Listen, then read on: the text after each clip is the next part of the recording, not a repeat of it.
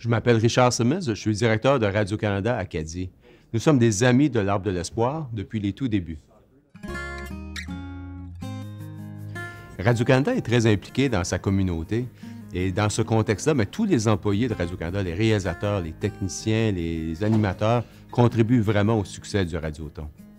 Quand on m'a demandé de faire l'animation du Radioton de l'Arbre de l'Espoir la première année, ma mère se battait contre un cancer. Je trouvais que c'était très significatif d'aller animer une grande émission de radio comme ça, de 12 heures à l'époque, en même temps qu'elle se battait contre cette maladie-là. Donc, c'est un peu pour ça, pour émuler tous ceux qui se battaient contre la maladie, ma mère qui se battait contre la maladie, que j'ai choisi de relever ce défi-là et je ne l'ai jamais regretté. Le premier événement pour lequel j'ai vraiment travaillé quand je suis arrivée en Acadie, ça a été l'Arbre de l'Espoir. Mais il n'y a rien qui me disait que quelques années plus tard, j'aurais besoin du Centre d'oncologie Georges Dumont. Il y a 10 ans, j'ai fait un cancer du sein et aujourd'hui, l'Arbre de l'Espoir a encore plus de signification pour moi. Moi, j'ai été invité à quelques reprises pour chanter à l'Arbre de l'Espoir.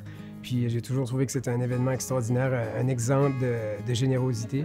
Puis ça me touche beaucoup parce que ma mère était atteinte du cancer. Et puis même à une occasion où j'ai regardé le Radioton de l'Arbre de l'Espoir à partir des soins palliatifs à l'hôpital de Dalhousie, ça fait que c'est quelque chose qui va toujours rester une marque, je pense, cette journée-là. Radio-Canada est partenaire de l'Arbre de l'Espoir et on vous tend la main.